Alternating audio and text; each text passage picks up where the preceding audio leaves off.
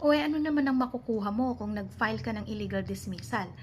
Makakakuha ka ng reinstatement and full back wages. Ngayon, kung hindi na possible ang reinstatement, dito ka na makakakuha ng separation pay na 1 month pay for every year of service. At tandaan po ninyo, kapag panalo ka sa labor arbiter at sinabi ng arbiter na i-reinstate ka sa dati mong posisyon, immediately executory po yun. Ibig sabihin, kaagad na dapat i-implement yon ni employer. Kung gusto niya na actual kang papasukin o pabalikin sa trabaho, pwede yon. Actual reinstatement ang tawag doon. Pero pwede rin naman na ang piliin na employer ay ibalik ka lang sa payroll. Papasahurin ka lang pero hindi ka papasok sa kanyang kumpanya. Ang tawag po doon ay payroll reinstatement. Pwede pong piliin yon ni employer habang tumatakbo yung kaso. O kanina sinabi ko, 'di ba?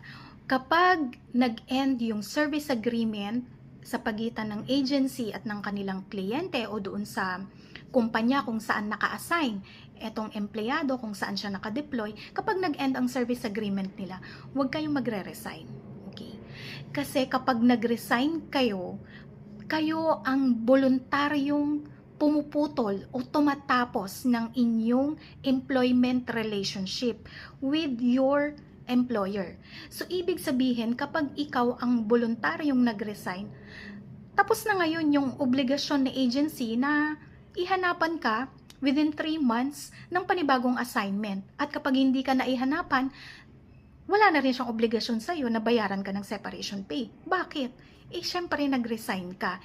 Ikaw yung kusang pumutol ng inyong employment relationship. So kapag nag-resign ka, wala nang obligasyon si agency na hanapan ka ng panibagong assignment and bayaran ka ng separation pay kung hindi ka nabigyan ng panibagong assignment within 3 months. Yun po yun. So, importante po na hindi kayo magre-resign. Hindi lang din po yun.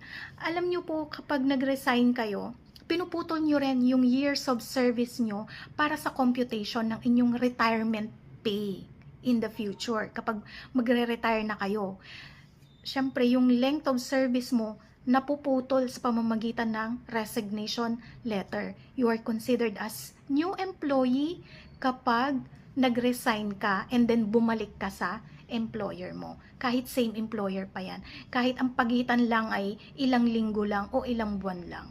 Resignation pa rin po yun. Sa resignation, tinatapos nyo yung employment relationship ninyo sa inyong employer.